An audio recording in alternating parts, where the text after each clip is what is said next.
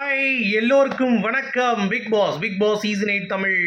So இதை விட ஒரு மோசமான ஃப்ரீஸ் டாஸ்க் அப்படிங்கிறது வந்து பார்த்தீங்கன்னா எல்லா சீசன்லையும் கம்பேர் பண்ண பொழுது சீசன் 8 தான் அப்படிங்கிறத எத்தனை பேர் பிலீவ் பண்ணுறீங்க? ஸோ வீடியோக்குள்ளே போகிறதுக்கு முன்னாடி சேனலுக்கு புதுசாக கண்டிப்பாக சப்ஸ்கிரைப் பண்ணிக்கோங்க, வீடியோ மறக்காமல் ஒரு லைக் பண்ணிக்கோங்க. இப்போ நம்ம வீடியோக்குள்ளே போகலாம். என்னங்க இப்படி சொல்கிறீங்க அப்படின்றீங்களா? ஆமாம், உங்களுக்கு அது தோணலையா?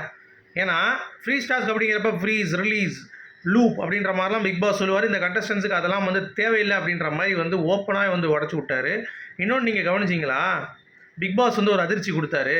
மஞ்சரி எப்படி கை எல்லாம் நீட்டி நில்லுங்கன்ற மாதிரி எல்லாத்தையும் நிற்க வச்சிட்டாரா? நிற்க வச்சுட்டு இந்த ஒரு டாஸ்க்காச்சும் நான் சொல்கிறபடி கேளுங்க, ஒழுங்காக விளையாடுங்க அப்படின்னாரு. பார்த்தீங்களா பிக் பாஸ் வந்து? அப்போ எவ்வளோ தூரம் அவர் வந்து பாதிக்கப்பட்டிருப்பார். உங்களுக்கு ஒரு டாஸ்க்கும் விளையாட தெரியல, அட்லீஸ்ட் ஃப்ரீஸ் டாஸ்க்காச்சு நான் சொல்கிறதாச்சும் செய்யுங்கடா, கண்ணை மூடாமல் இருக்கடா அப்படின்னு சொல்லி சொன்னார். அதுக்குள்ளேயும் இந்த மூதேவிங்க என்ன பண்ணிட்டாங்க, அங்கேருந்து மஞ்சரி ஃபேமிலி உள்ளே வரக்குள்ளேயுமே கண்ணை திறந்துட்டாங்க எல்லாருமே. ஸோ எவ்வளோ கேவலம் பாருங்கள். அதாவது பிக் பாஸே காரி துப்புற மொமெண்ட் இது தான். நீங்களாம் ஒன்றுத்துக்கும் உருப்படி இல்லைடா, அவங்களுக்குலாம் ஃப்ரீஸர் ரிலீஸு லூப் வேறு, அவங்களுக்கு மூடிட்டு இல்லைங்கடா அப்படின்ற மாதிரி வந்து பார்த்தீங்கன்னா ஓப்பனாகவே உடச்சி விட்டார். ஸோ இந்த சீசன் பிக் பாஸ்க்கே வந்து பார்த்தீங்கன்னா பிடிக்கல யாரையுமே அப்படிங்கிறது ரொம்ப க்ளீனாகவே வந்து நிறைய இடத்துல வந்து பார்த்தீங்கன்னா வெளியே வருது அப்படிங்கிறது பார்க்க முடியுது. சரி, மஞ்சரியோட ஃபேமிலி ஏதாவது வன்மம் இருந்துச்சான்னு கேட்டிங்கன்னா சரி சொல்கிறார் பிக் பாஸ், உங்களுக்கு ஏதாவது தோணுச்சுன்னா சொல்லுங்கன்னு சொன்ன உடனே அவங்க அம்மா எந்திரிக்கிறாங்க. எந்திரிச்சு அருண் எந்திரிச்சு ஒரு பொழக்கிறாங்க. அதாவது போட்ரே அப்படின்னு சொல்லி நீங்கள் பண்ணது நீங்கள் தான் பண்ணீங்க, அதை மஞ்சரி அந்த இஷ்யூவில் வந்து எதுவுமே பண்ணல, அவங்க கரெக்டாக தான் பேசினாங்க, நீங்கள் தான் அதை நல்லா வளர்த்து விட்டீங்க அப்படின்ற மாதிரி வந்து மஞ்சரி மேட்டரில் வந்து பேசினாங்க. ஸோ அது உண்மை தான். ஏன்னா நம்ம ஏற்கனவே அந்த விஷயம் டிஸ்கஸ் பண்ணியிருக்கோம், திருப்பி அதை பேச விரும்பலை நான். அதில் மஞ்சரி மேலே வந்து பெரிய மிஸ்டேக்கே கிடையாது.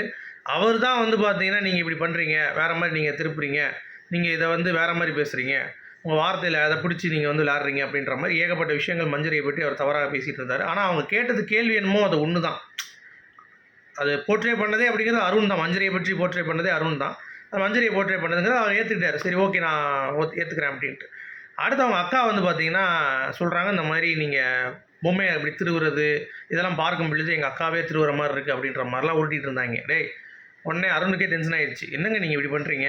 நான் சும்மா ஜஸ்ட்டு ஒரு விளையாட்டுக்காக பண்ணதுங்க. அது வெளியே சாச்சனா கூட உட்காந்துட்டு இருக்கும் பொழுது அது வந்து நான் ஏற்றுக்க முடியாதுங்க. அது விளையாட்டுக்கு பண்ணது உங்களுக்கு புரியலையா அப்படின்ற மாதிரி சொல்கிறேன். இல்லை விளையாட்டுக்கு பண்ணல, எங்களுக்கு ஃபேமிலி நாங்கள் அப்படி தானே அப்படின்னு சொல்கிறாங்க. சரின்னு சொல்லிட்டு ஓகேங்க சாரிங்க அதுக்கும் அப்படின்னு சொல்லி மன்னிப்பு கேட்குறாரு. அவங்க அம்மா கிட்டே நான் ஓப்பனாக மன்னிப்பு கேட்குறேன். ஏன்னா அவங்க ரொம்ப ஸ்ட்ராங்கான பிளேயர், அவங்கள அடிக்கிறதுக்கு ஸ்ட்ராங்காக தான் நான் விளையாடணுன்னே. ஆமாம் அது எனக்கு புரியுதுன்றாங்க. மஞ்சரி ஃபேமிலி புரிஞ்சுக்கிறாங்க அருணை. நீங்கள் நல்லா ஸ்ட்ராங்காக விளையாடுங்க, ஆனால் நீங்கள் ஒரு வாரமாக கொஞ்சம் டல்லாக இருக்கீங்க, கொஞ்சம் நல்லா அடித்து விளையாடுங்க அப்படின்றாங்க. சரிங்க நான் கண்டிப்பாக அடித்து விளாட்றேங்க அப்படின்ற மாதிரி வந்து சொல்கிறாரு. ஸோ அருணை வந்து மேக்ஸிமம் காலைல தீபக் ஃபேமிலி ஒரு கொட்டு, இப்போ வந்து மஞ்சரி ஃபேமிலி ஒரு கொட்டு வந்து கொட்டியிருக்காங்க. ஸோ மஞ்சரி ஃபேமிலிக்காக அவங்க பையன் எல்லாருமே வந்து பார்த்தீங்கன்னா அவங்க ப்ளசண்ட்டாக வந்து கொண்டு போகிறாங்க, எந்த ஒரு இதுவும் கிடையாது. ஆனால் நிறைய வன்மம் வந்து கக்குனாங்க அப்படின்ற மாதிரி. அதாவது இவங்களை விட்டுருங்க, இவங்க வந்து பொண்ணு மேலே அக்கறையை சொல்கிறாங்க. ஆனால் ஒரு ரிவ்யூவராக உள்ளே போயிட்டு நம்ம மஞ்சரியோட தங்கச்சி புருஷனா சிஸ்டர் ஹஸ்பண்ட் அவர் வந்து பார்த்தீங்கன்னா பேச ஆரம்பிக்கிறார். விஷால் நீலாம் என்ன என்டர்டெய்னர்ப்பா, உன்னெல்லாம் நான் வந்து நம்ப வச்சுருக்காங்க அப்படின்ற மாதிரி ஓப்பனாக சொல்லிட்டார். ஏன்னா விஷால் என்டர்டெயின்மெண்ட் வந்து பண்ணவே இல்லை, அவங்க ஃப்ரெண்ட்ஸ் கூட பேசும்போது ஜாலியாக இருக்காங்க அவ்வளோதான், தவிர என்டர்டெய்னராக எதுவுமே பண்ணலங்கிறத மூஞ்சி நேராக சொன்னார். அதான் சொல்கிறேன்ல, அது வந்து ஃபுல்லாக ஒரு வன்மம் காக்கிற சீசன் செஷன் மாதிரி இருந்துச்சு. ஏன்னா ரிவ்யூவர் உள்ள அனுப்பிச்சா எப்படி பேசுவாங்களோ அதே மாதிரி தான் வந்து பார்த்தீங்கன்னா அவர் வந்து பேசினார். நல்லா இருந்ததுன்னா சௌந்தர்யா நீங்கள் ஒன்றுமே பண்ணல, டாஸ்க்கும் பண்ண மாட்டீங்க, எதுவும் பண்ண மாட்டீங்க, உங்களுக்கு பேச்சும் தெரியல. ஆனால் அப்படி இருந்து வந்து பார்த்தீங்கன்னா நீங்கள் வந்து உங்களுக்கு ஃபேன்ஸ் இருக்காங்க அப்படின்னா ரொம்ப ஆச்சரியம் அப்படின்ற மாதிரி சொல்கிறார், அசிங்கப்படுத்திட்டார்.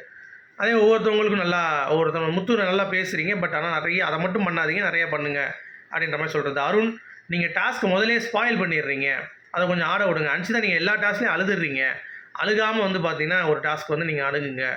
சௌந்தர்யா பற்றியும் பேசியாச்சு. ராணவ் நீங்கள் வந்து நல்லா பேசுகிற, பட் கான்ஃபிடென்ட்டாக பேச மாட்டீங்க, கொஞ்சம் அப்படியே உனக்கு கான்ஃபிடென்ட் இல்லாமல் அப்படியே அமைதியாகிடுற, அப்படி பண்ணாத. நீ என்ன தோணுதோ, மைண்டில் என்ன தோணுதோ அதையெல்லாம் பேசுகிற. மஞ்சரி நல்லா ஸ்ட்ராங்காக தான் விளாட்றாங்க எங்களை பொறுத்த வரைக்கும். ஆனால் முத்து சொன்ன மாதிரி ஒரு சில இடங்களில் வார்த்தைகள் ரொம்ப வந்து விட்டுறாங்க, இல்லை ரியாக்ஷன் காட்டிடுறாங்க, அதை மட்டும் கொஞ்சம் கண்ட்ரோல் பண்ணால் நல்லாயிருக்கும் அப்படின்ற மாதிரி ஒவ்வொருத்தவங்களை பற்றியும் வந்து பார்த்தீங்கன்னா அவருக்கு பேசுனது அப்படிங்கிறது ரொம்ப யதார்த்தமாக இருந்தது. நம்மளும் அதுதான் வந்து ஃபீல் பண்ணியிருந்தோம். ஜாக்கும் அதே மாதிரி தான் சொன்னாங்க. ஜாக் வந்து நல்ல ஸ்ட்ராங்கான ஒரு பிளேயராக வந்து எனக்கு வந்து தெரியுறாங்க, ஆனால் அவங்க ஒரு வாரம் நல்லா இருக்காங்க, இன்னொரு வாரம் வந்து ஆஃப் ஆகிடுறாங்க, அந்த கன்ஃபியூஷன் இருக்குது அப்படின்ற மாதிரி அவர் சொல்லியிருந்தார். ஸோ இதுதான் மஞ்சரியுடைய ஃபேமிலி வந்து எல்லா கண்டஸ்டன்ஸை பற்றியும் பேசினது. மற்றபடி வேறு எதுவும் பெருசாக லைவில் இல்லை. So one of the worst இது ஃப்ரீ ஸ்டார்ஸ் இந்த ஹிஸ்ட்ரி ஆஃப் பிக் பாஸ் அப்படின்றத சொல்லிட்டு இந்த வீடியோ நான் முடிக்கிறேன். Good by.